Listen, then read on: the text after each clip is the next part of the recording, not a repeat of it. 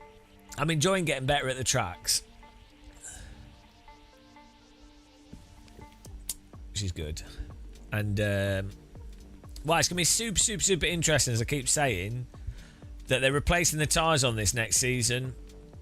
And I do think the F4 car is probably one of the better cars in iRacing for driving. Like, it's quite fun to drive, slides around a bit. So it's going to be really interesting to see if it fixes the main issue.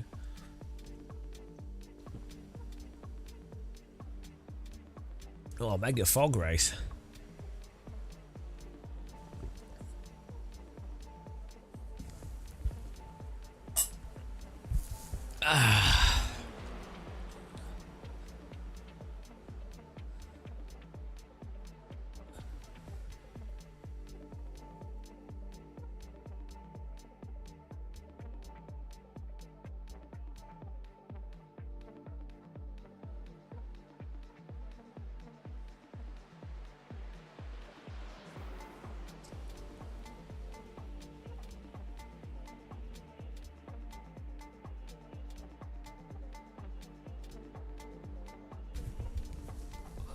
Start a political party. The soggy tea bag party. Oh, here we go. Well, they're going to change on them. Supposedly, they'll want it so that the flash heating isn't insane, so that you can actually lean on the tyres without them turning off. That you would imagine. No, GT3 and F4. Pretty sure.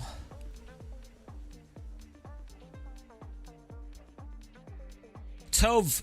Oh, the TUV Rhineland. TUV is German MOT.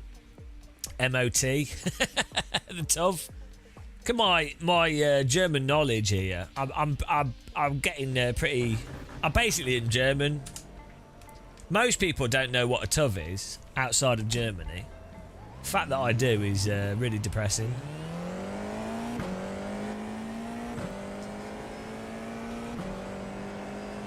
I don't know why you'd have an MOT tower. That doesn't really make much sense, but...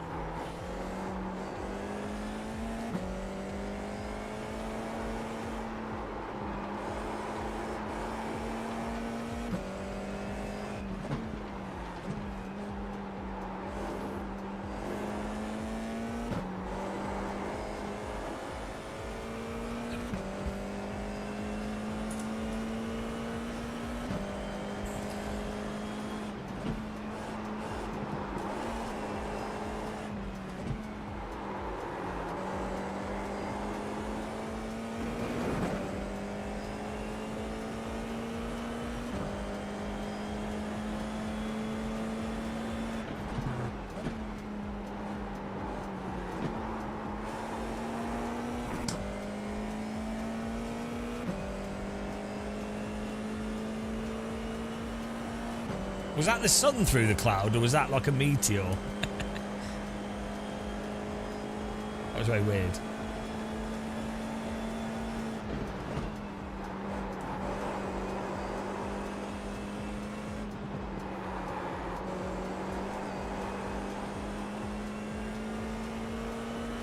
This is like fine British weather.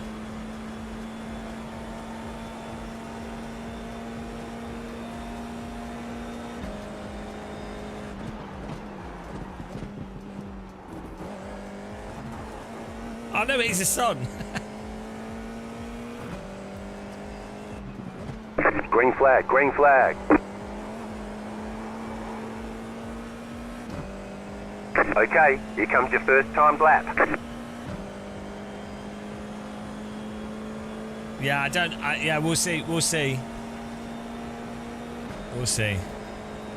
I like how iRacing are super vague in that they don't want to admit their actual physics issue. Oh, bollocks. That wasn't a 1X. They don't want to be really clear.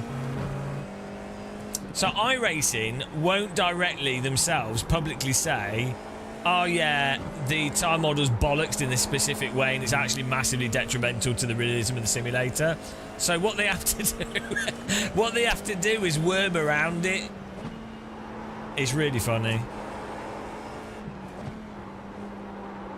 It's also the most realistic. And the traditional game developer thing, especially with simulators, is it wasn't broken before, we've just made it better. So corporate. Our planes that were falling out of the sky, they weren't broken, but we've just made them less prone to falling out of the sky. It's an upgrade.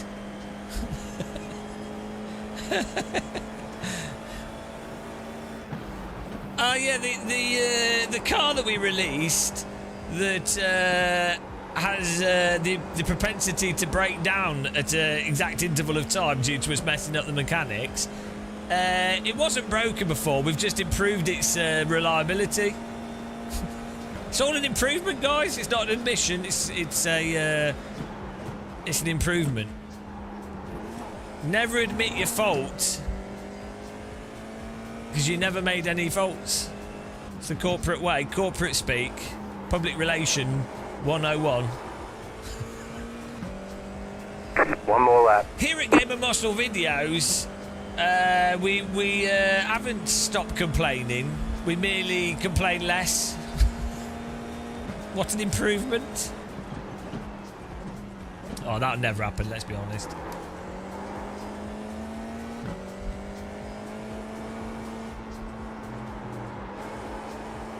I haven't gone bold. I merely increased my forehead size.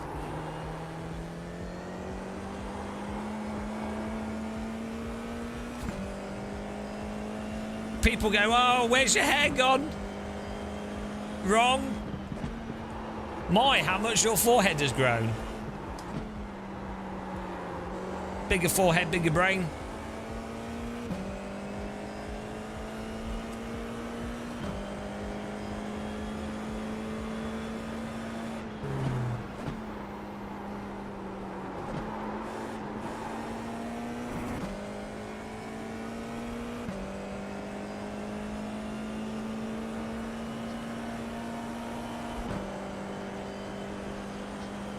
Bloody hell, we need to do okay on this lap, otherwise we are in so much trouble.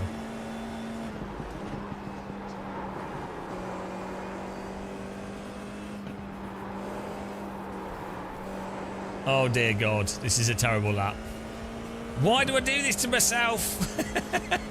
We're going to get wrecked in this race and lose 100 iRating after all the gains. Bloody hell.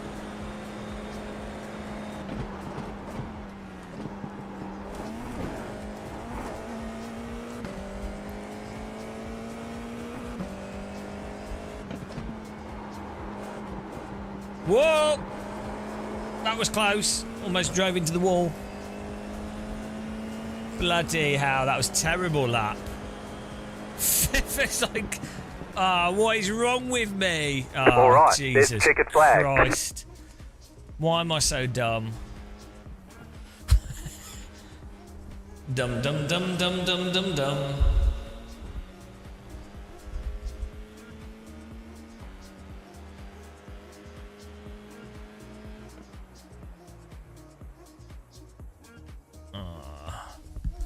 I got fogged. Couldn't see where I was going because of the fog. Oh shit! Look how bad it was. I should have been in 5th. Oh God.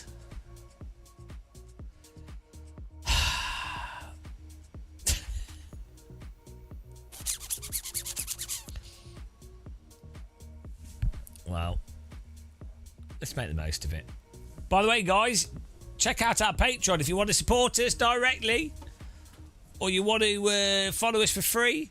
Go to Game of Muscle //Patreon we put our music there. We want followers outside of YouTube and Twitch.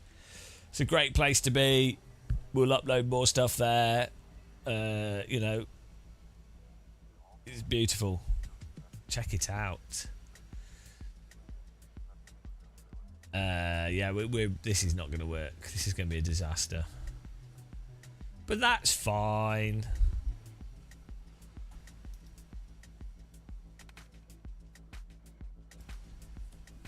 My hobby is making a mess of qualifying. I'm really good at it. The estimated strength of field is 2,506. Keep it clean. A DNF today would hurt our points a lot.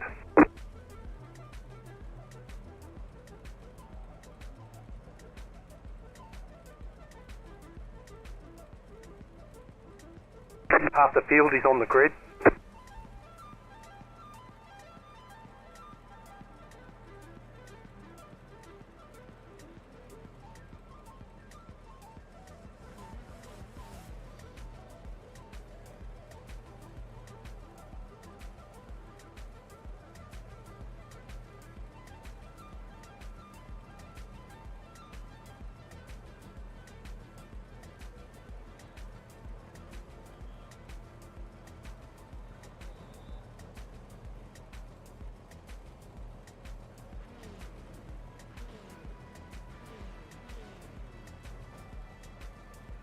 Five cars left to grid.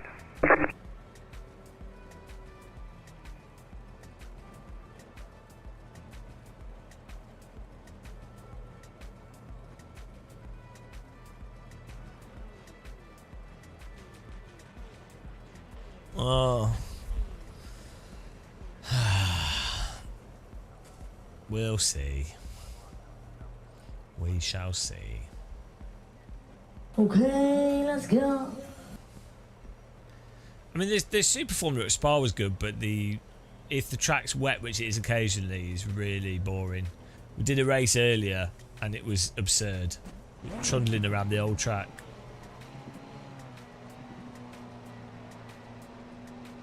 Green flag, green flag.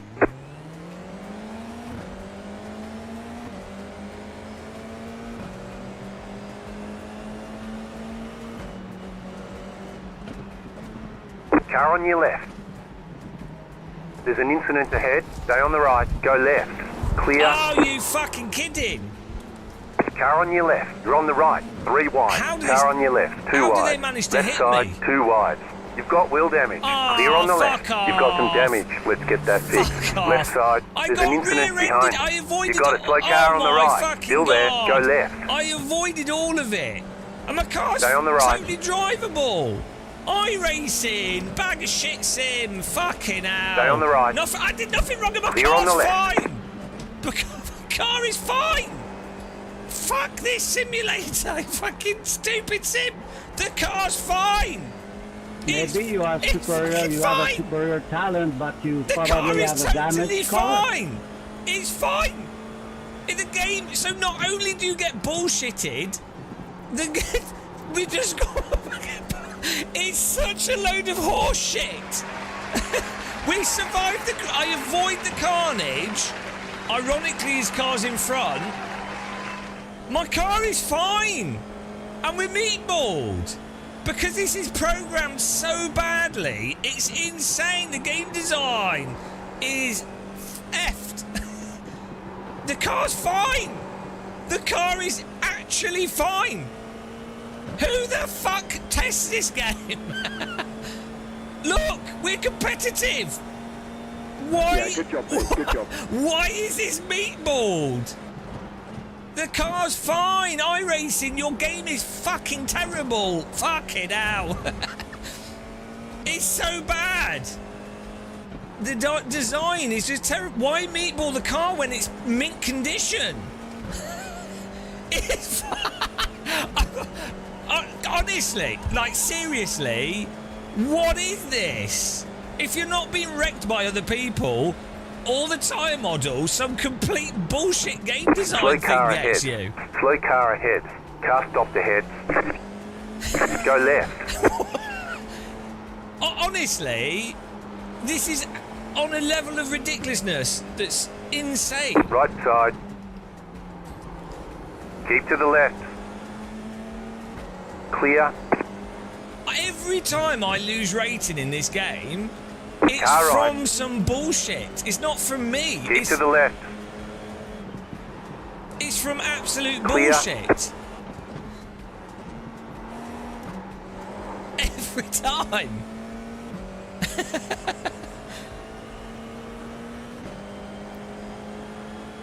It's always bullshit. That's what's ridiculous with this. Like, they do what? Why would this be a meatball?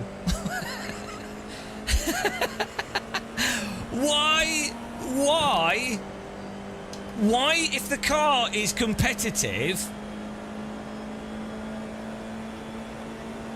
Car on your left. Clear on the left. And it doesn't meatball you sometimes when you've got, like, a front nose cone missing. Oh, bloody hell, iRacing. You guys are absolute... I knew this was going to happen. I knew this was coming, guys. I knew it was on the way. We avoided far too many crashes. What's funny as well is we avoided the accident at this, like, and then we got rear-ended, obviously, which you can't avoid. Car on your left. Clear on the left. Pit box in 10.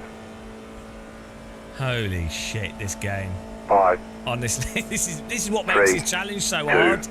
1. Right here. That's it, go.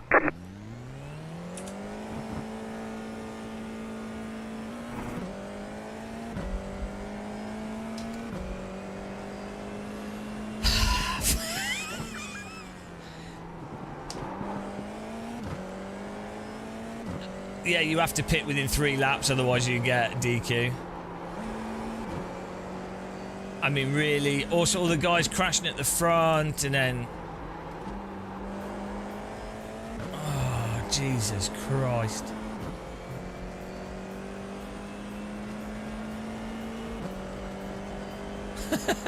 It's just so bad.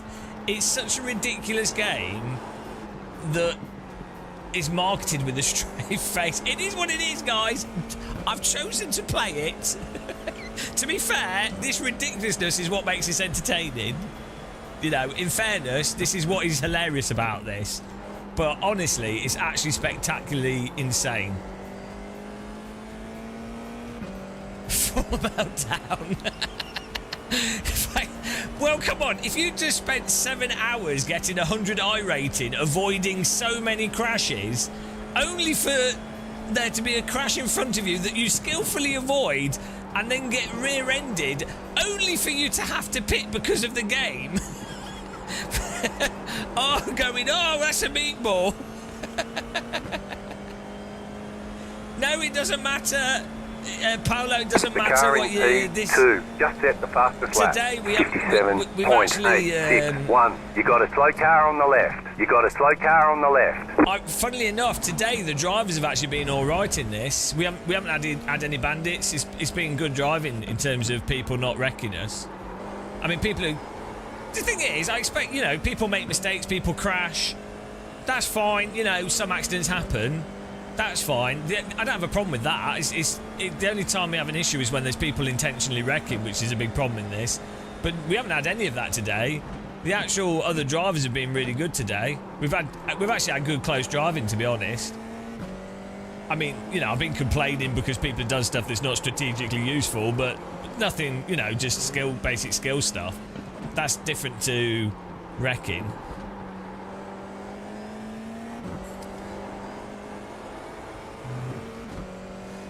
We probably tapped a car, but it wasn't driving in understeer. Which, if you damage your front nose cone, you can feel the understeer on this track really obviously.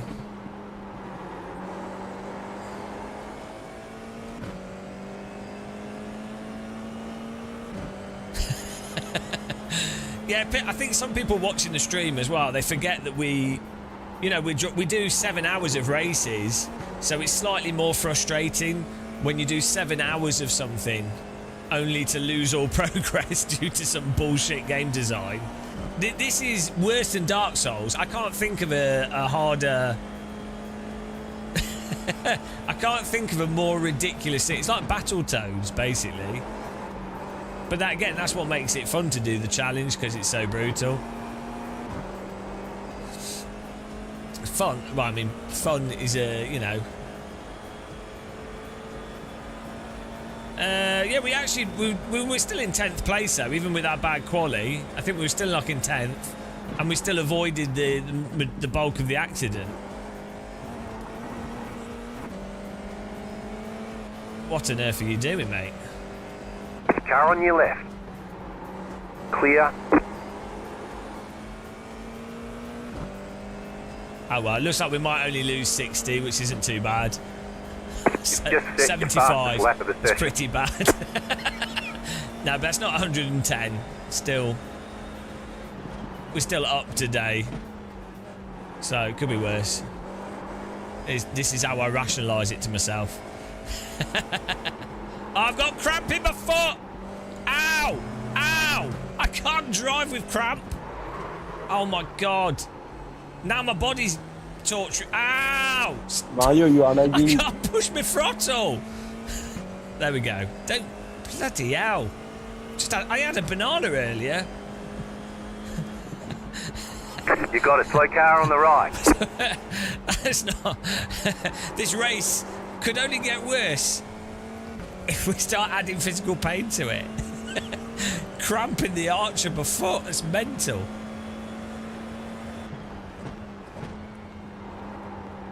Fortunately, it was only mild.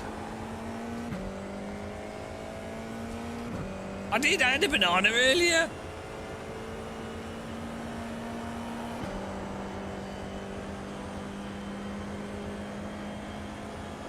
Jesus Christ, right, here we go. But we were well overdue getting wrecked anyway. We've managed to avoid so much today.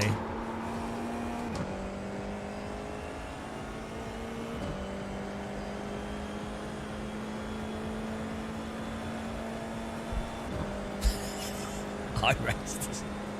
Oh dear. The thing is, people are like, who's that magician that sat in a box in London? Sticks stuff through himself. Holds his breath. What's his name? David Blaine. Dave, is that his name? People find him impressive. This, what I'm doing here is more impressive than that. I'd like to see him do this much iRacing. I bet he couldn't. He would give up within a few days. Now, not Copperfield. David Copperfield.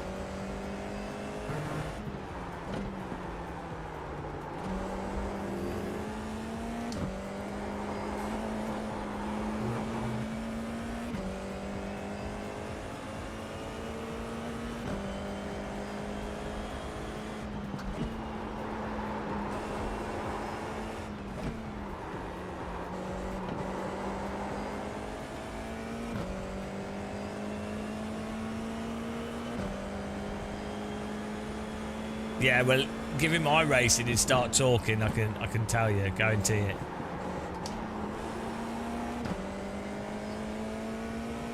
What was that? Just some tyres like glitched through us there.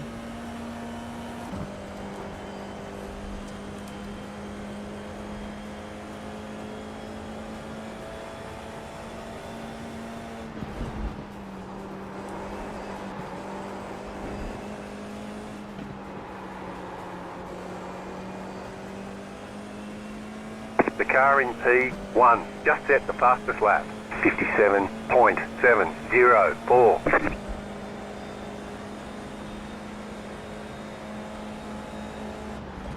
Ah, that's not the break point. No, bro, you're fucking stupid. Bloody hell.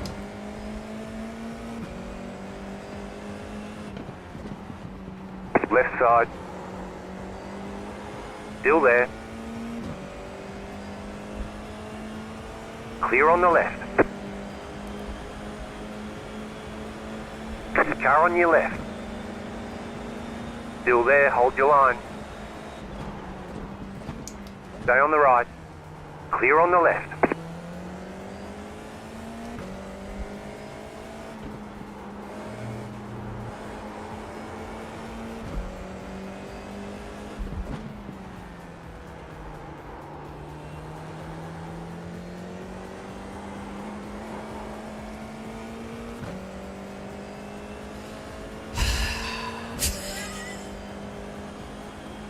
Oh my goodness, guys.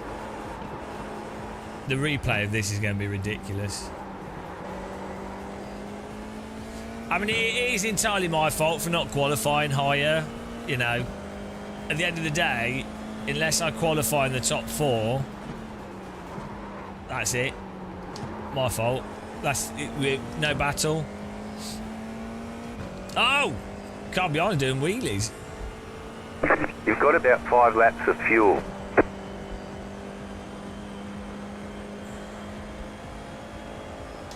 The pace car is out of control. Thanks for following. Welcome to the pain zone. Cheers. I'm proud of my goggles. The car in P1 just set the fastest lap.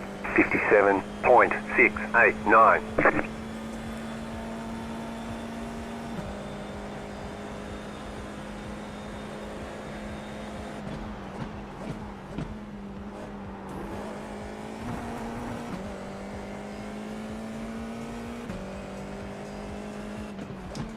White flag, white flag.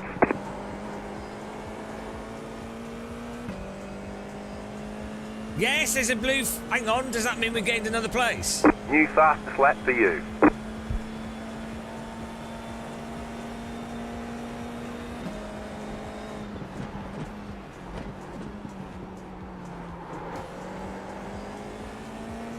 Oh no, car behind this is quick.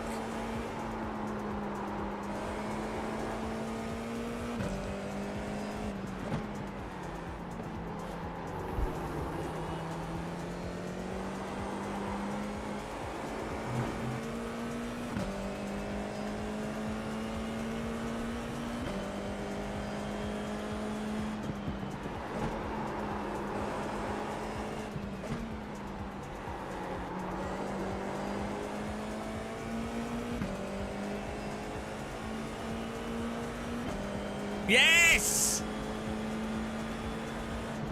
Left side.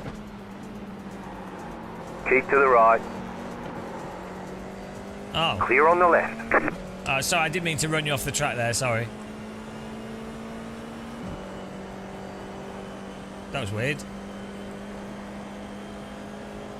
That was really strange. There's a bit of netcode there.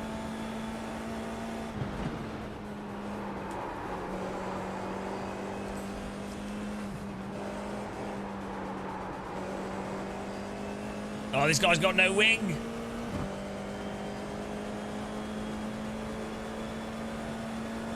You're gaining on the car in front. The gap is 1.3 seconds.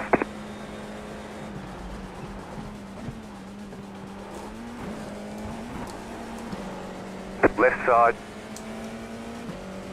Still there. Clear on the left. Right side. Clear. Well, that's a report. You've got wheel damage. Car stopped on the right. Car right. He got DQ'd. Keep to the and left. He's going to get reported. What an idiot. There's the flag. It's over. What an idiot. Okay, we'll get him next time. Right, enjoy your ban. Enjoy your ban. Yeah, intentional wreck. That's a week holiday.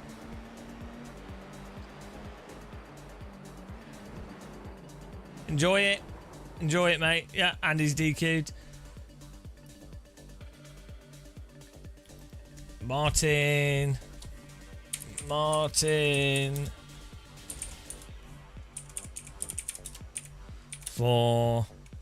16, 31.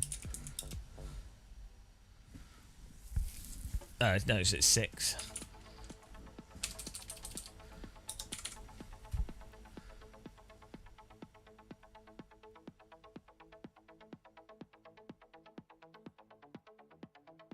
What an idiot. Well, there you go. It's funny that he even did that to a point when he's gotten... he hasn't got enough safety rating. So he goes for the full-on DQ.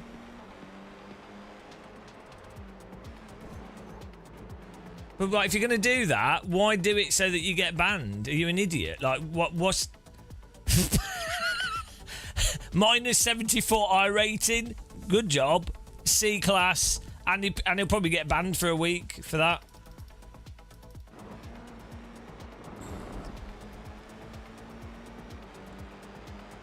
Like, why?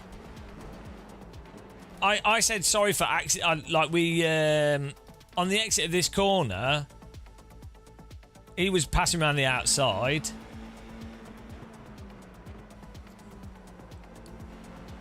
That's him. That's on him as well, though. Like, he's squeezing us. As much as I'm on the inside the corner,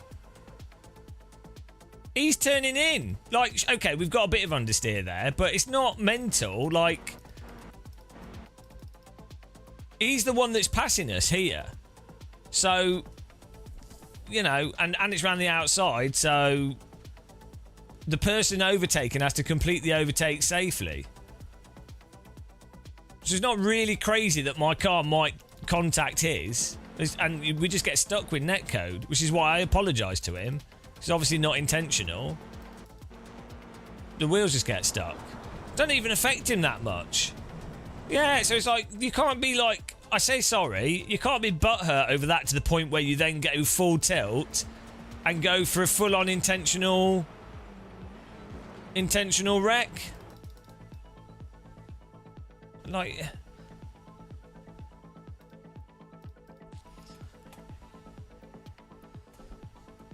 just lame.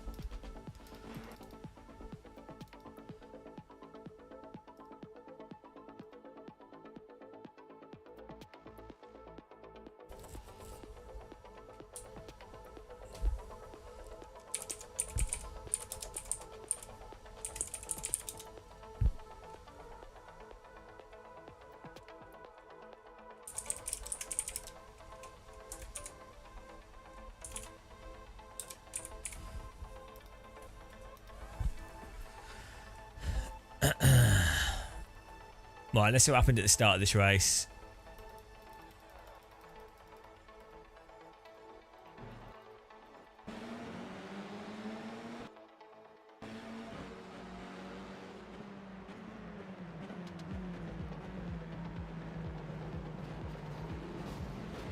Yeah, we completely avoided the oh my god. We completely avoided it, and this guy just rear-ended us. Like, even if you are really good at avoiding crashes perfectly, it's partly that, I mean, I don't really blame this guy, to be honest. They weren't trying to hit us, but because they got rear-ended as well, so part of it is to do with the netcode smoothing. It makes it really hard to avoid stuff, but why are they are full throttle into this. That's just full throttle when the track's blocked. So even when you avoid stuff and you get good at avoiding things, you're done because someone will drive into your ass. So we'd have been better off driving into these cars.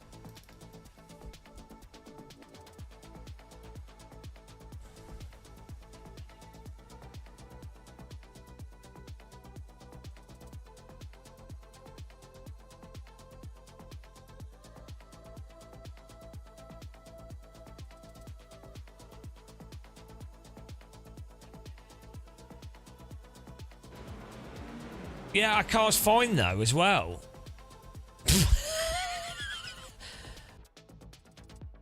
There we go, should be back now.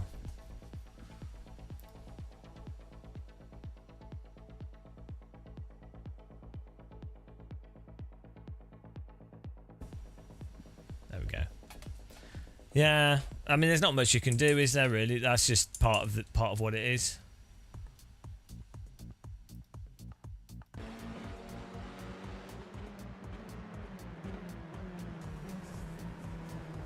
I mean, who got took out was it was the guys in the first and the second and the third. So even if we qualified, like, what's this guy doing? Just hot lapping into T1 as if there's no car there, and then his netcode. But like, why are you hot lapping T1? I mean, the apex is a bit off. Yeah, so even if we were in third, it would have been a block track anyway, so it wouldn't have made much difference. Bloody hell, it's just so pissed. And then, after all that, it was the meatball. It wasn't even the crash that was the problem. It was the fact that we were meatballed. This bloody game, honestly. Does my car look meatballed to you? Seems pretty fine to me. Oh dear. Bloody hell.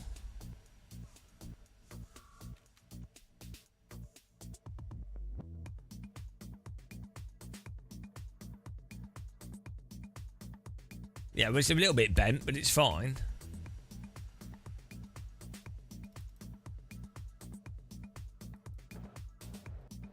It's mostly just the crumple for the rear and a bit of the rear wing. It's part of racing. It's part of iRacing. Yeah. Random damage is part of racing. It's not a good part of racing, is it? And actually, no, you don't get black flagged if your car is completely fine. If the car is totally drivable and still vaguely competitive and there's nothing falling off the car, no, it doesn't get black flagged. Because why? There's no reason. Like the team might bring it in if it's no longer competitive, but that's about it.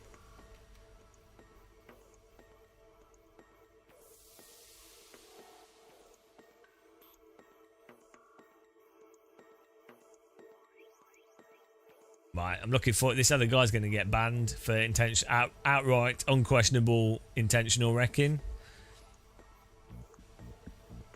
Great. We'll just have to wait like 10 minutes.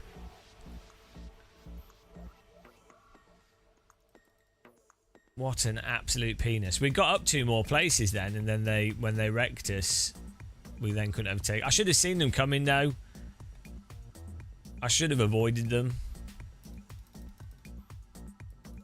Like he really can't be butthurt on this. There's been an accident in front of us. Yeah, like he really can't be that upset with that. We just get netcoded on his wheels. At this point here, we'd still be understeering a little bit, regardless of throttle. And actually, you see me as soon as we're coming here, I'm actually come off the accelerator and get on the brake straight away. What do you mean? Is that? Yeah, well, not really. He's turning into me ridiculously. Like, look at the angle of his car through that corner. That's never working. If you're his car around the outside of this corner, it's never it's really likely that the car on the inside is going to understeer a little bit. It's not like I've missed my brake point. It's not like I'm taking a ridiculous angle through the corner.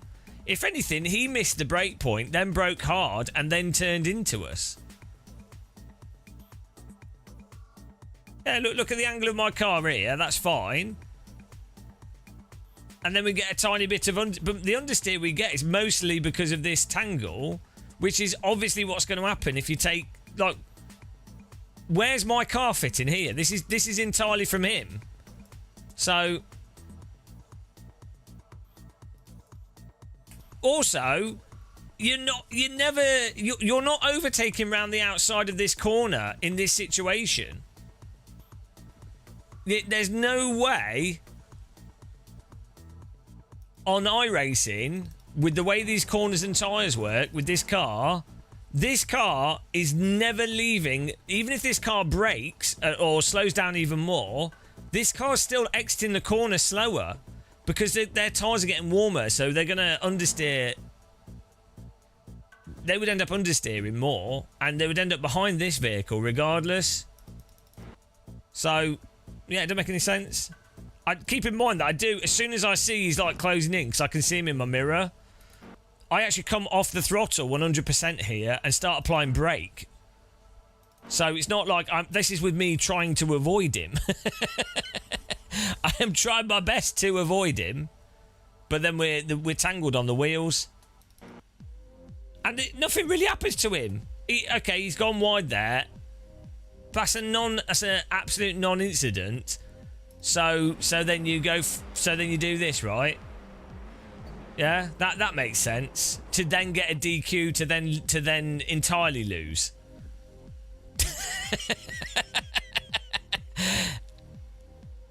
No, even in F1, this isn't F1, but if this was Formula 1, this type of corner, it would be racing incident. You're getting confused with like a different type of corner. Like this is a sustained corner. We're already into the corner at this point, and they're both cars have an equal right to this corner. You could argue, as per Formula 1 rules. A car on the outside of a corner cannot. Yeah, even in Formula 1, they would just. This would be a racing incident. No, but I'm not pushing him off. He's turned into me, which then causes the contact. I don't understand how this is hard to Why do people struggle with racing incidents? It's so bloody obvious. It's like you go on Reddit Sim Stewards, and it's like it's like people selectively ignore the pertinent variables. So the type of corner, the nature of how cars go through a corner, the position of one vehicle versus another vehicle, the momentum of the vehicles.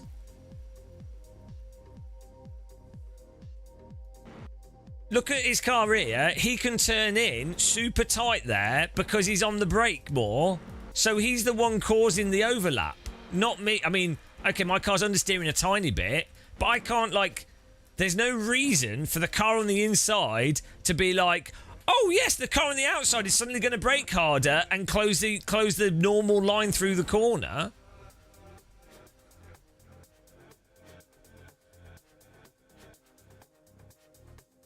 Turn down.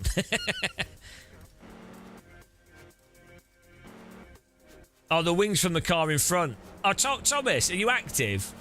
I need to be active after this. Look what happened. You missed this. So this guy got really butthurt from that. And this is what happened here. And then he got butthurt, and so he took us out, and then got a DQ. And wait for this. If you hadn't seen it, the start of this race, you missed the best race start ever. So we qualified badly. That's on me. This guy at the front just hot laps into this car, causes a big traffic jam. Oh wow, I'm really good at avoiding stuff.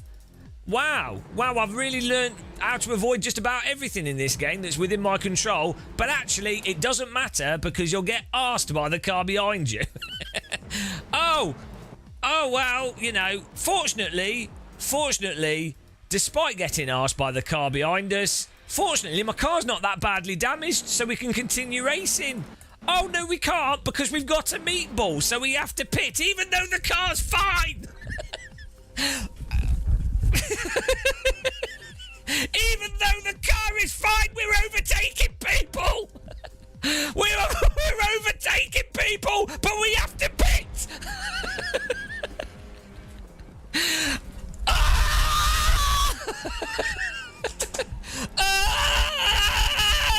Racing. It's a really fun simulator to play, guys.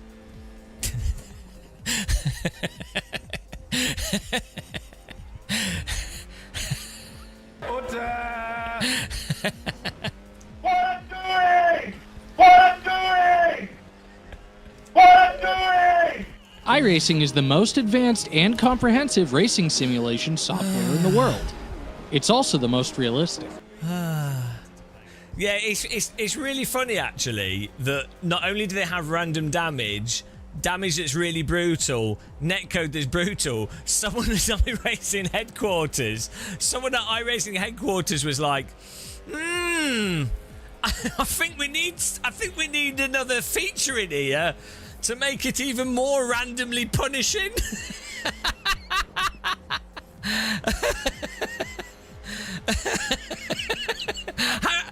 Who at iRacing came up with that? Who thought of that? Like, who on earth plays iRacing as a tester over the last 15 years and goes, yeah, you know what? We really need this. We really need this meatball flag. Like, what video game has that? What video game does that? Name a video game that has rando as F damage in it and then has a magical rando feature that randomly DQs you for... Why? Why? What? It's genius. Honestly, credit to iRacing. It is bloody genius. It is actually genius. Yeah, it is really... iRacing is an American CIA operation to see what kind of bullshit people will put up with and pay for. And then they can calibrate the American economy based off iRacing. Well, we have one last look at the incident.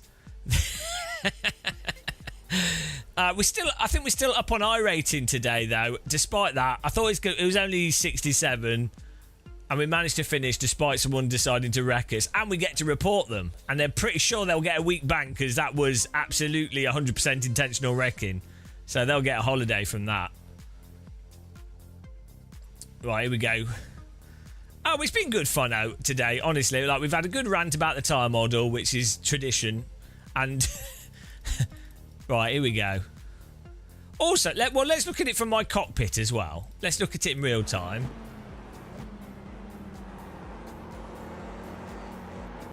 That's the view from my cockpit. Right? the wing just flying past as if it's totally normal for there to be a bit of rear wing flying past you at the apex. Well, good timing. Off it goes. Right.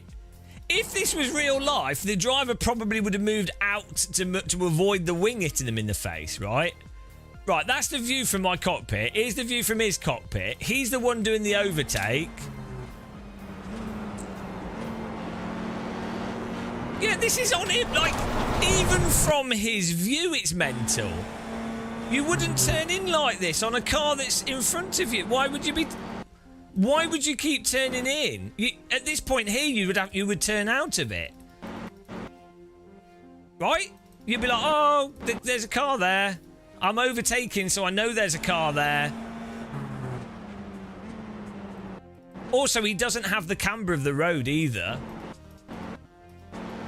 What do you mean he's entitled to room? Yes, so am I. I'm entitled to room as well. Look at this here. The point of contact. My car understeers a bit in a way that's completely normal. And then it's just tangled the wheel a little bit. So it'd be racing incident at worst. And you would be, if you're this car, you would be like, it's quite likely if I tilt my car in on the brakes when there's a car exiting the corner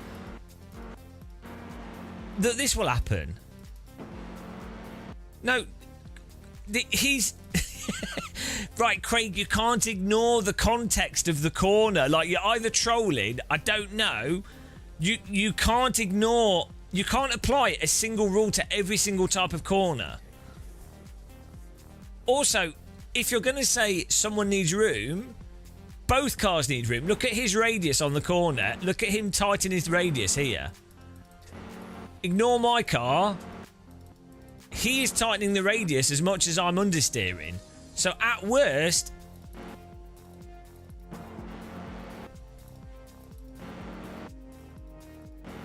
He's also lost the corner because it's iRacing and the tyres get sloppy.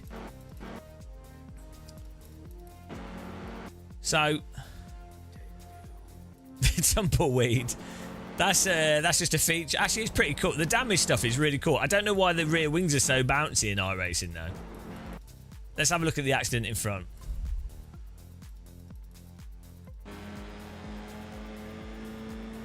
Seven meters of track. Oh my god. Well, he was mounted. Rear wing deployed. Do you think he left him space?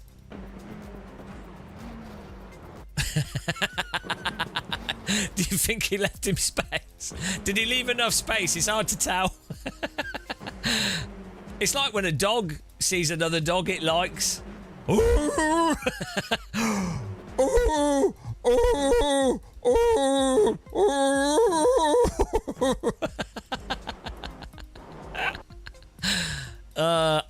And then if you're gonna judge our move and the other driver, this kind of seals the deal for how much of a moron they are. If they're gonna do this, if they're gonna go and do this when they've got no safety rating left.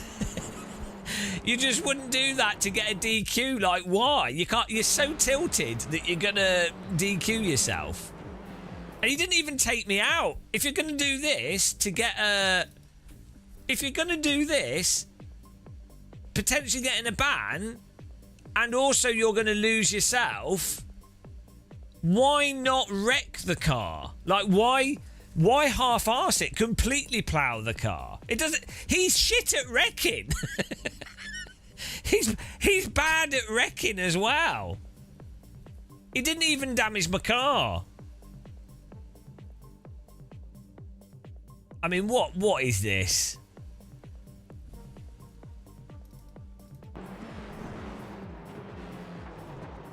Boop.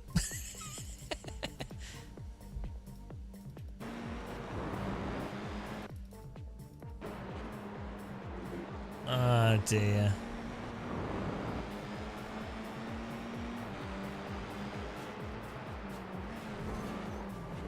Yeah, well, that was it. Good racing. We managed to do reasonably well out of that, though, considering.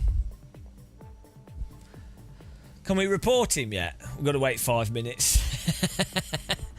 What a day of racing.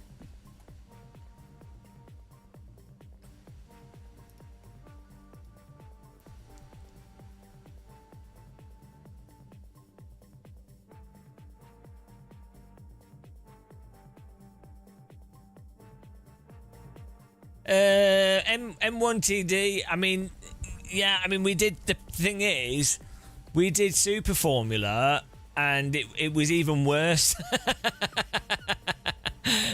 We did Super Formula, and it was genuinely worse than the F4 car, even though it's a C licensed car, and longer race. We did a race today with it, and we finished like 3rd, I think, or 4th. But it was boring because it was wet, so we're just having to trundle around the track. Most people were just spinning off. So it was just a bit tedious.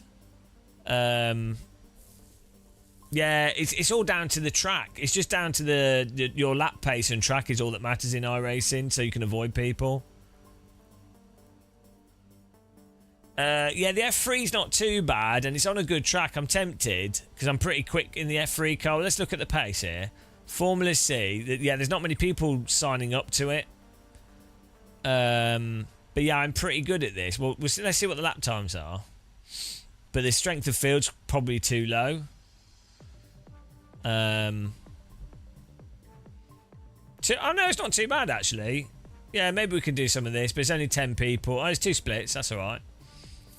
Let's see what the lap times are. Fastest lap, 151. See the lap times without draft. 152. 152.5. So let's give that a test. Let's see what we can do. I'm normally alright with this car. 152.5. So we'll see what we can do. And we're alright at Silverstone. But it's weird, like the thing is, these are fun car track combos. Like the F4 Nürburgring's a really fun track. It's actually quite fun for racing. It's hard to overtake, but it's quite fun, especially if you've got like a bunch of cars. Spa with the Super Formula is good, but they're running rain and just people are crashing too much. There's a weird thing in iRacing where actually a better track that's easier is worse because it allows worse drivers to draft and then just drive into because they don't have any racecraft in traffic. So tracks that would actually be way better for racing and more like an MX-5 race in a Formula car, they end up being worse. So like Laguna Seca was really good because if you get up to okayish pace, you can you go through a corner, you can avoid the person rear-ending you because you're going through a corner. So you kind of need a track to be a little bit technical to separate the drivers, because generally drivers that can drive a somewhat technical track with tighter corners generally have better car control than drivers that can only just do like oval type driving on a like Spa or something. Not that Spa is technical, but there's so much draft on it, it allows bad drivers to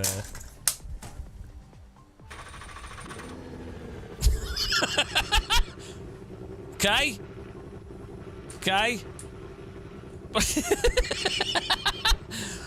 Alright. What's going on? What's going on? The wheels got mad. I don't think we reattached it.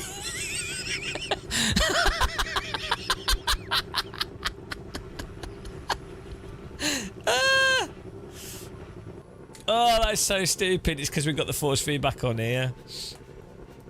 Oh dear. The way the wheel flies off is because of this. We didn't have the wheel attached. Oh, we've broken it. No, I've broken my wheel.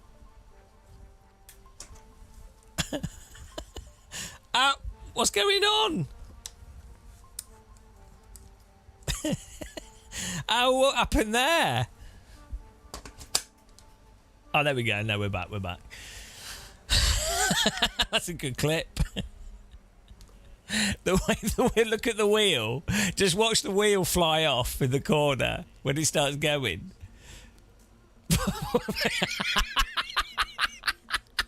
I did that as a gif. I need that as a gif. It just the wheel just comes off.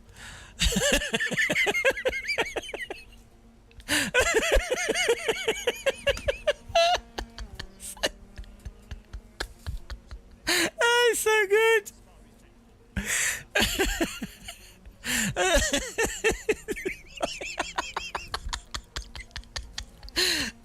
It's my new follower alert. It's so dumb.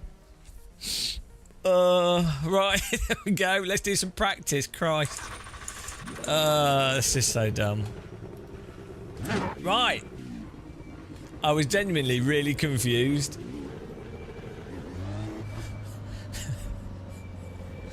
I was just confused. I didn't understand what was going on.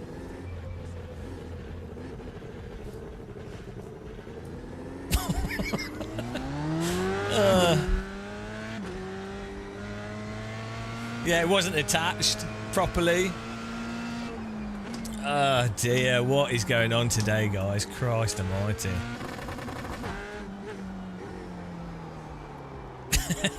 Jam roly-poly's going. That's good. That's a good gif. Bloody hell, guys. I'm going mental. I'm actually losing the plot. What was the lap time we need to get? Bloody hell, the understeer. Oh, it's the cold tyre thing, right? Car on your left, stay on the right. Clear. Cold tyres, I forgot about this. Old iRacing tyre model.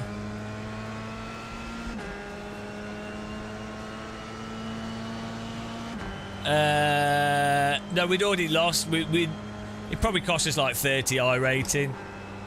I mean, it is what it is. What did he just witness in the background?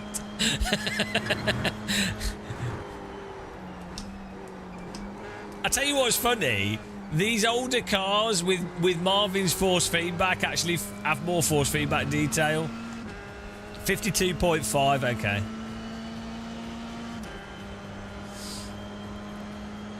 Oh dear Christ.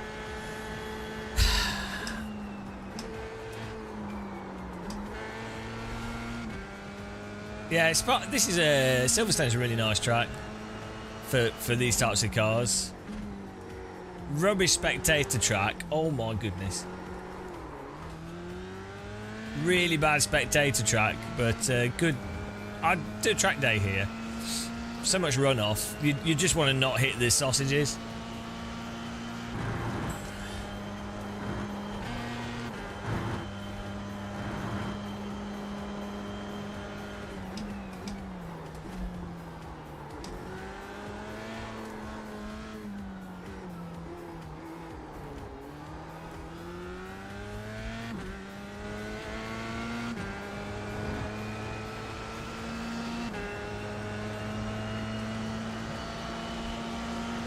The only thing with this car is the bloody ginormous aerial. It's ridiculous.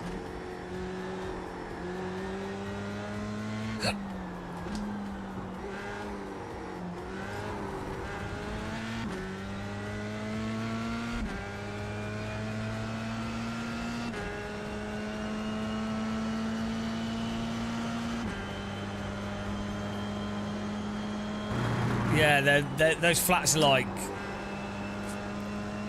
Yeah, you can buy them. I remember when they first put them up for sale.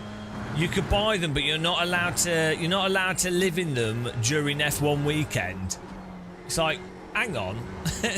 so hang on. You own it, but you have to vacate it for Formula 1. What? How about no? I'm not sure if you're allowed to live in them during MotoGP, but I mean, obviously they're investment properties for people that would rent them out rather than living in them in general. But still.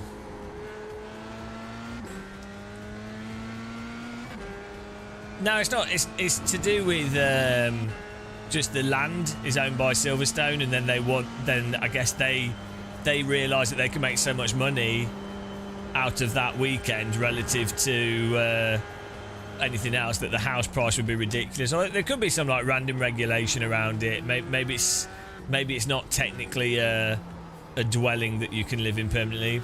Could be right, but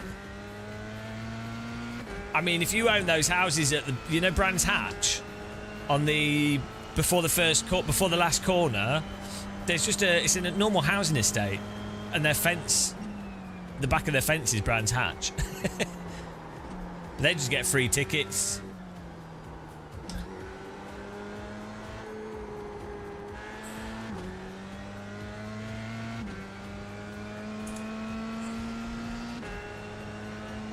No, I mean I don't know. I think it's just investment properties. I think it's more that there's a lot of business events use hotels and things. It's technically a hotel room or a flat, but businesses rent them out for like private things, and obviously because it's a flat, it's got more rooms and more space and a toilet and a kitchen.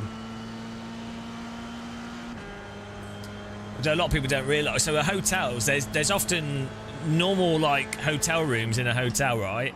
But there's often rooms that can be joined together or opened up, and the companies, so they'll do like private screenings or press events, and they just use a hotel, and then they dress it up to make it not look like a hotel.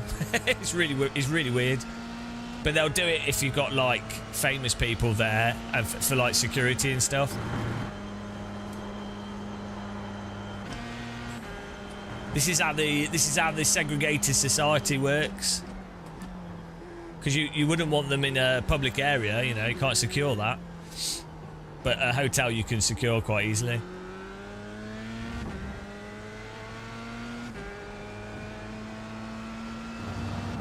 Yeah, there's this one on the Isle of Man, Geodur. These annoying motorbike riders sometimes go around it.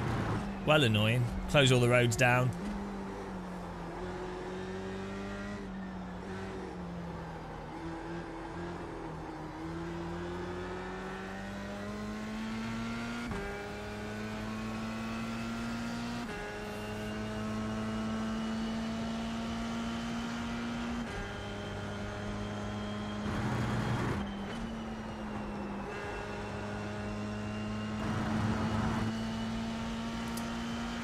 It'd be fun to do a lap in one of these in real life. Like an F3 car is, if you could do like a full test session in an F3 car with you've got at least like 3 or 4 sets of tyres. So you're talking about at least like probably like £6,000-7,000 or something. So a full day of testing an F3 car would be really fun to do, because then you'd be able to actually drive the car and feel what it's like and actually push it and actually drive it properly. Whereas all these most of these Formula experiences and things, you're never really Car gonna. 9 just set the fastest lap. 52.587. You're not gonna get a feel New for the fastest vehicle. lap for you.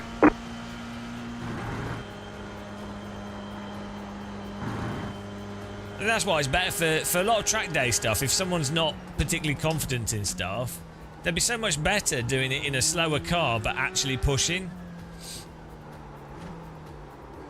rather than a fast car and massively underdriving.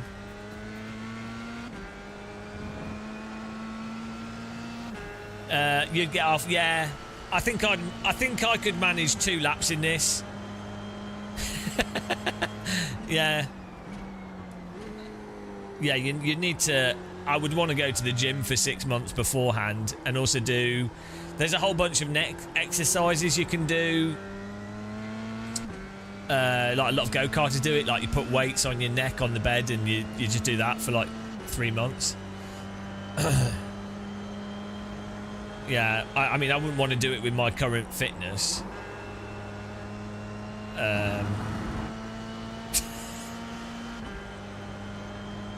I know a Radical SR3's alright, but that's quite a bit slower in terms of cornering G than an F3 car. And I know GT4 car's totally fine. That's like comfortable. But yeah, F3 cars getting into actually having to be fit. I mean, a full race would be brutal, even in Radical or F4. Full race, if you're not fit, would be brutal.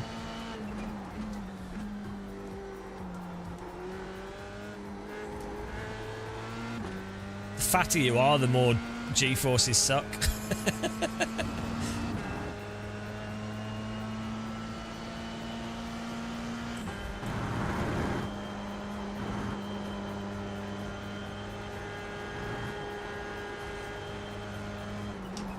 I might definitely look at doing a Palmer Sport at some point. Car stopped on the right. That's the only thing in the UK where they really, the one at Bedford Autodrome, they let you actually drive properly. They'll let you flat spot tyres. I mean, it's not ideal, but they'll let you actually drive. Then people spin off the track and stuff. So they'll let someone actually push and really get the money out of it, get the value out of it.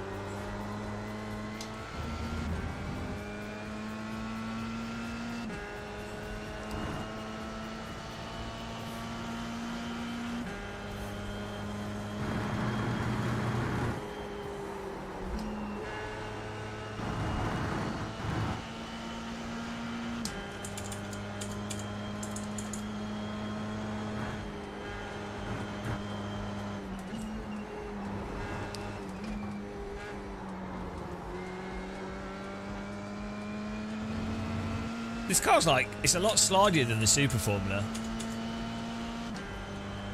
It drives a lot heavier, feels heavier. Can someone Google Dallara F3 and how heavy it is compared to a Super Formula?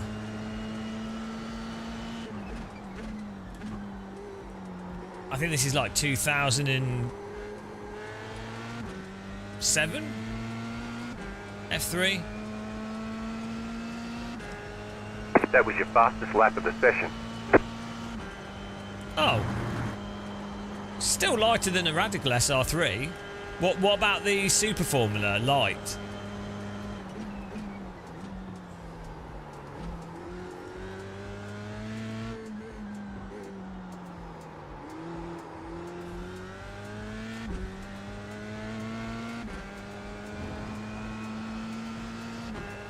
Yeah, maybe it's just the tyres they put on it then, make it feel that way. I think Radical's like 720 or something, SR3. Set slightly heavier than a F4 car.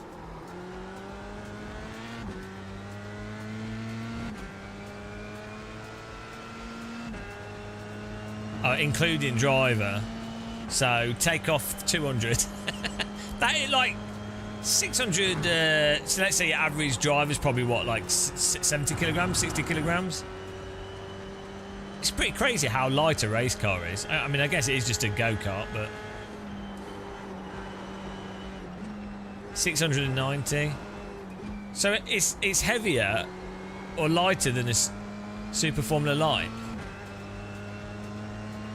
Well, that's, yeah. I mean, maybe the Super Formula has more downforce, or maybe it is just different tyres. I don't know. But the Super Formula Light in iRacing drives as if it's like way lighter than this. It's way more bitey, way more snappy, way less slidey, and the momentum after you go through a corner. So maybe it's just the tyres though. But the Super Formula Light's on rails compared to this. This drives like the F4 car, but faster.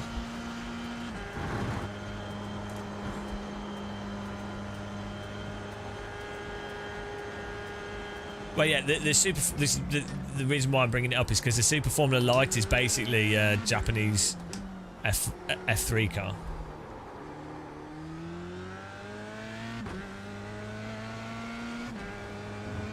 It's the same sort of spec, so it's interesting that they handle so differently in terms of grip profile. What about an Indy car? How do they compare to F2? Or is an Indy car pretty similar to Super Formula non-light? And an F2 car, or is it closer to a Formula 1? This could be a really interesting... Well, nobody would give a shit. For me, as an absolute loser, car stops on the left. It would be a really interesting infographic to have all the different Formula cars of similar specs and the weight and the performance and the lap time, and like some like really nice graphical thing that showed the differences. Lap time around like 3 or 4 tracks that most people know. Monza, I don't know. What's like a textbook track? Whatever, like popular tracks. Weight. Maybe if you could get some specifics for the types of tyre they use and compounds. I don't know. You could make a really nice car infographic for nerds.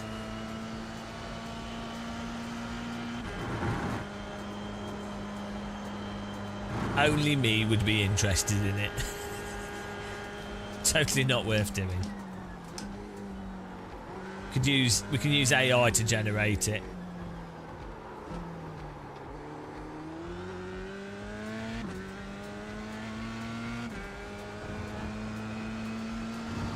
Well, I think like, I mean, I don't like Paul Ricard, but it's a good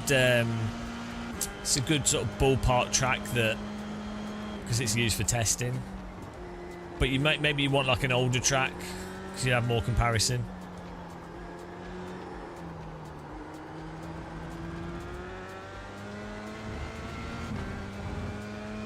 What was the lap time we need to be getting? Because we ain't getting it. Failing.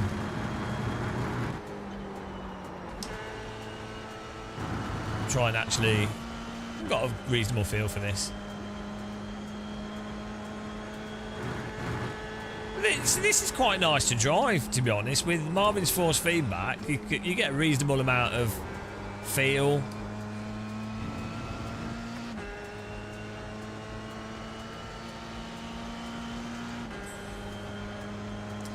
I don't know what happened to the BMW, was it? No, Formula Renault that they used to have in this was really good fun. I don't know what happened to that. 52.5, well, that's not happening.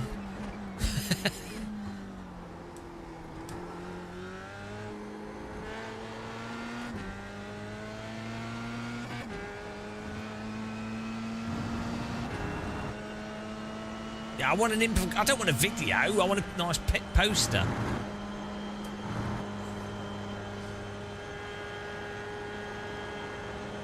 Maybe something I can make, put it on our Patreon. I want to get back into doing more graphic design, to be honest. I only ever do really shitty graphic design for YouTube stuff. Too lazy.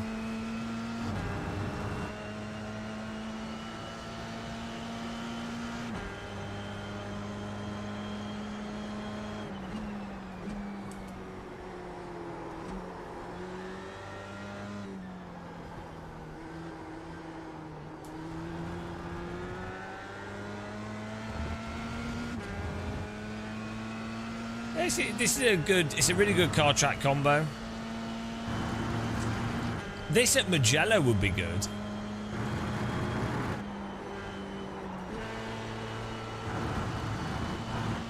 Mind everything at Mugello. What a good track. Mugello. Super fun track to drive.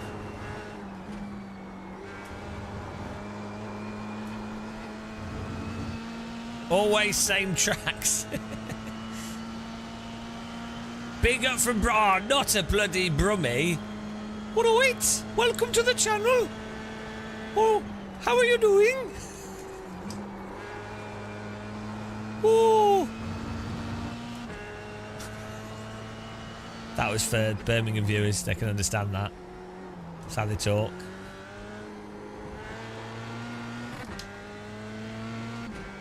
That's how they talk.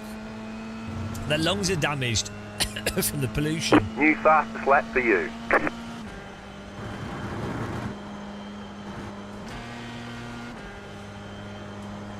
That was a 33.9.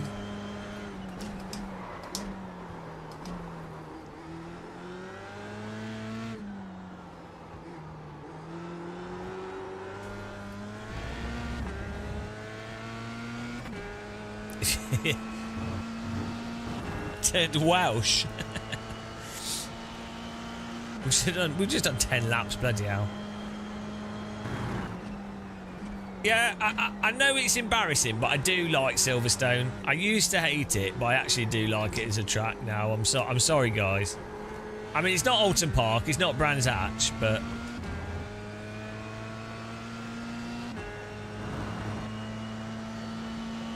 I used to hate it so much. We'd play it in Race 07 and I would always get destroyed online. Christ almighty. What cars were in Race 07? Like, I know they had the Mini in it, but there was some like touring cars in it. I would get wrecked. Sim racers today do not know what it was like in the past. Like, public servers would have aliens on them. And you would get wrecked so hard. So hard. Like, you wouldn't even be, you know, that'll learn you. Back in the day, the old Wild West of online servers, and then trying to find the setup to just be vaguely competitive. And then R-Factor 1 bizarre physics.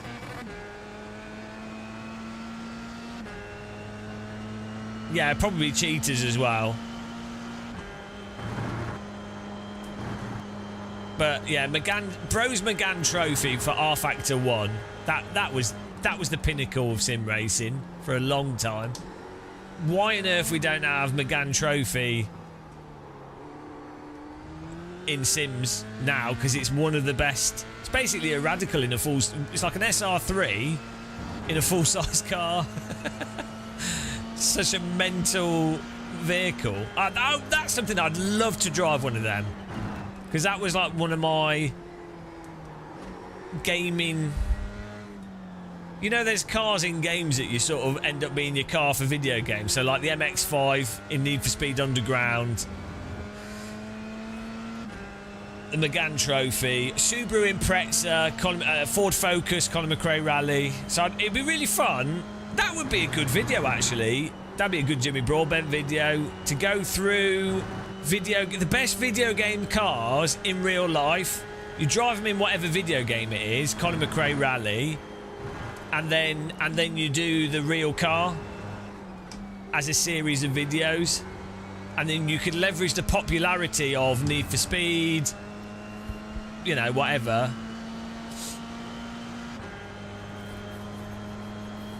If you time it up with the release of games when you do a new car, and then eventually you get the FIA involved and you get Formula 1, and they go, yeah, you could totally drive a Formula 1 car.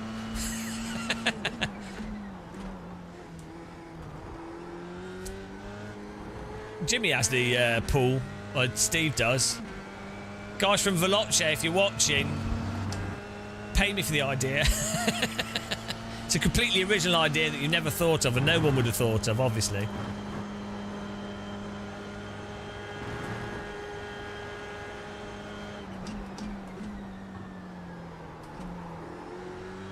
Yeah. It'd be the execution of the videos more important than the idea, though. Like, doing it in quite a snappy way, quickly explaining the history of the video game and the aspect of the vehicle in the video game, doing some bit of car wanking for car fans, so you know, it'll appeal to your absolute moronic car fans. Subaru Impreza, famous, you know, amazing, won all these results, and do that. I did play Volvo the game, yeah. It was just it was like a promotion that Simbin did, wasn't it? I tried the competition as well. I didn't do very well. I was really bad at sim racing back then. I mean, I was not quick. I only started getting faster at driving when we did when we started to do a lot more racing with subscribers in Project Cars 2, and then playing AC. Well, yeah, all right, Skyworld, but I'm moderately fast now. Like, I'm not absolute garbage. I mean, we're top split iRacing in a bunch of stuff. That's good enough for me as someone that's not a race driver. You know, like, I'm not. I've never been a like a driver. It's not my forte.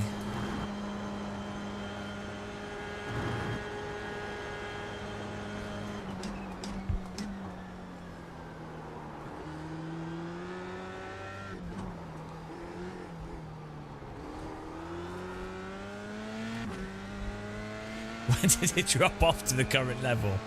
Wow, you know, old age, calcified T-brain, times got hard, you know. When you consider how few brain cells I've got left, we're actually better than Michael Schumacher or Ayrton Senna, you know. Now, don't any of you dare make the obvious joke. I just realised I set you guys up with a very obvious joke there. Don't you dare. That wouldn't be very tasteful.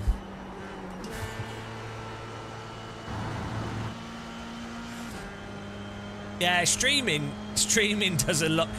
It actually does. It for sure. Talking for 10 hours a day and playing driving sims for 10 hours a day, it damages your brain. I can tell you 100%. It's not even debatable. It really does something bad to your brain. Like reading chat whilst driving and whilst always talking. Because I think it's not because the chat's bad or anything or the game's bad. It's like you're keeping a certain part of your brain active to a moderately high degree. Like you're driving, you're doing stuff, and you're reading and you're talking. It's not good. Like it's not good. Like you can't daydream at all. I think that's a big thing as well. Like if you're doing most normal things in real life, like work, walking, sports, whatever. You got a slow car on the left. You can normally daydream a bit or think about other things. You can, You've got about you're 5 not laps doing. of fuel. It's probably the same damage that happens to when people work in like a chicken factory packaging chicken, or like soap packing or that kind of thing. It's probably that sort of thing. I mean, sometimes this does feel a bit like Morrison's Bakery. Cognitively, I enjoy it, but if you wonder why like Matt Malone's a bit weird, why Daniel Gray's a bit weird, why live streamers are a bit weird, well, they were weird to start with, and then they've given themselves brain damage. Oh well.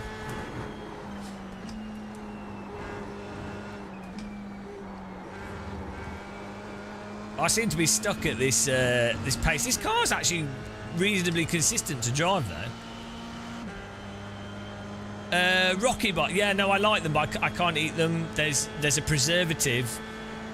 I think it's either a preservative or a caramel flavour that's in Wagon Wheels, Rockies, Penguins, Gold Bars, and a whole bunch of other stuff.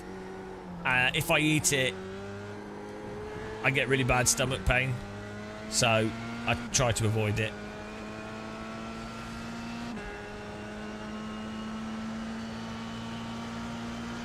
But they do taste, they are really nice, yeah. Gold Bars are my... I used to love them. They're terrible. It's like white chocolate on this biscuit. I mean, Wagon Wheels as well are pretty awful, but I mean, they're really nice, but they're obviously bad for you.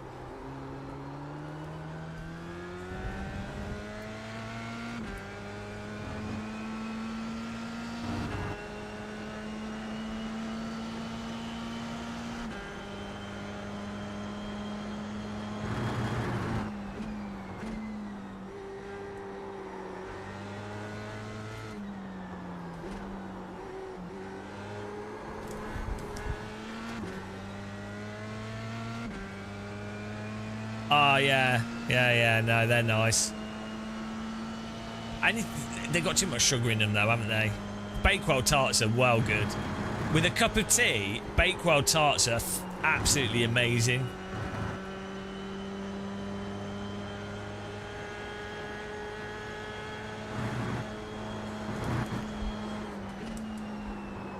I'm going to do one more lap here.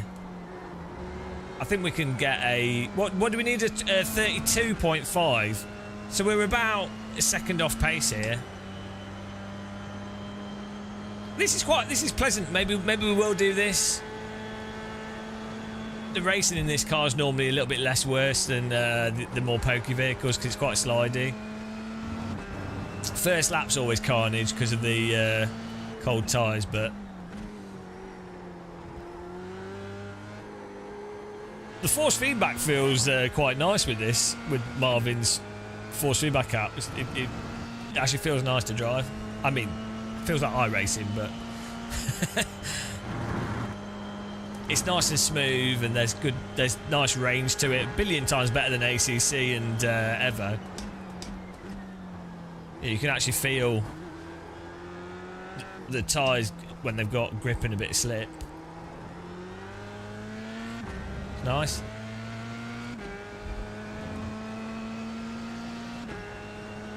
Oh, crisp flavour. I'm a bit of a prawn and cocktail. They're well good. Do you know in Germany you can't get lots of flavours of crisps? It's really weird. Like they have paprika, that's about it. and sometimes barbecue. They have onion and salt and vinegar and plain, but they don't have like prawn and cocktail and all the random stuff we have.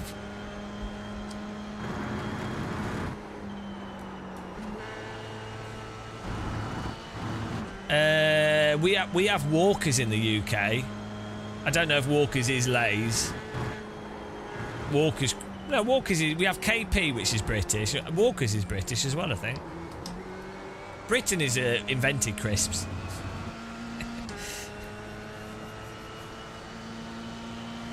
McCain's crisps are really good, but I don't think they do a prawn and cocktail. But McCain's do really nice crinkled cut. Yeah, well, there you go, Irish and potatoes. The Irish know their potatoes. Potato legends. Do you remember Skips? Can you still get them? They're prawn and cocktail by default, I think.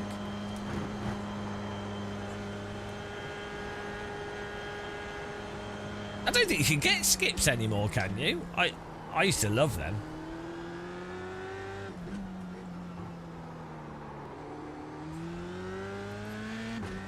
What, Lay's and McCoy's?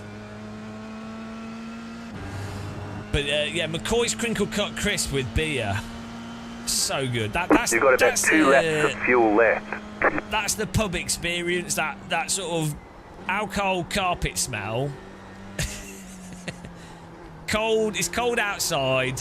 There's a fire with a dog sat in front of it, and you have a pint of beer and some crinkle crisps, and you've been on a walk and your shoes are muddy. That's the pub experience.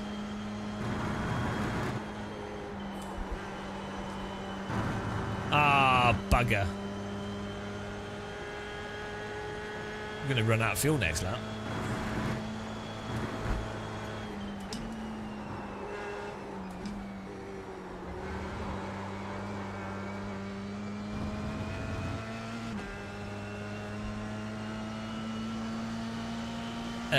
Yeah, it'll depend on the purity of it. Like, it's like essential oils, like lavender essential oil, I think it is, or bergamot essential oil, is really quite toxic if you just consume it on its own or breathe it in.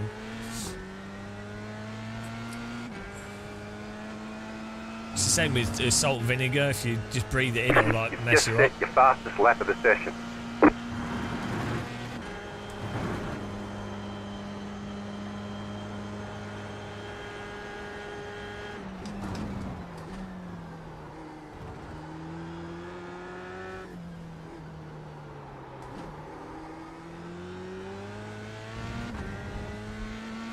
I'm pretty happy with this. I think we could do racing in this. We're going to run out of fuel just as we're doing a nice lap here. But I feel like we're probably... You have about 1 lap of fuel left. I know, all right. We're just a little bit off our pace. But this is nice and easy to drive, to be honest.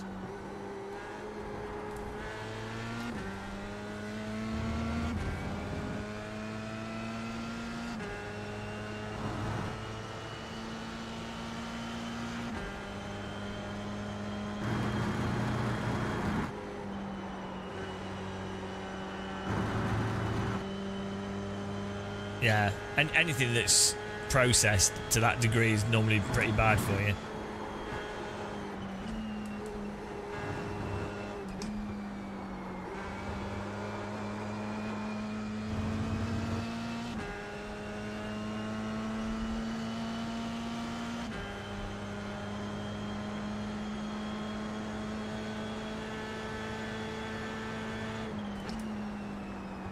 Don't forget to pit this lap for more fuel. No, this is my fastest lap here. This is moderately okay lap. So that was your fastest lap of the session. So that's 7/10, isn't it? to if the pace. What was pace? This is a 1:53.2.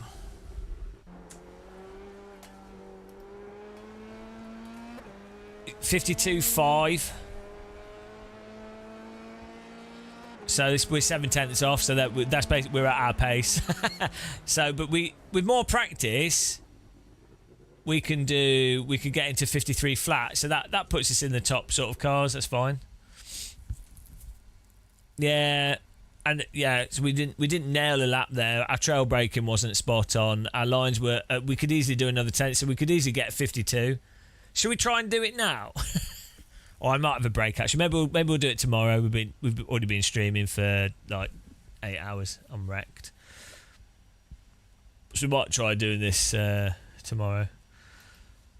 Well, that was good fun. I'm gonna get some food and have a break from live streaming. But appreciate everyone that's took part and watched. Remember to join our Patreon for free if you haven't and you want to support us, or you can pay for it, but I don't expect it. Yeah, I had fun streaming. Thanks for everyone for taking part. It was terrible. It was we had some terrible races, but we gained rating. I'm going to send you to German legend. Give him some love. Force him to speak English. It's funny.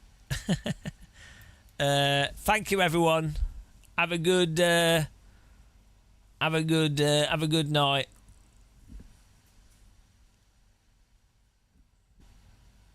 Maybe we might get up early tomorrow as well. Actually, I've been trying to get up earlier again. Right, bye.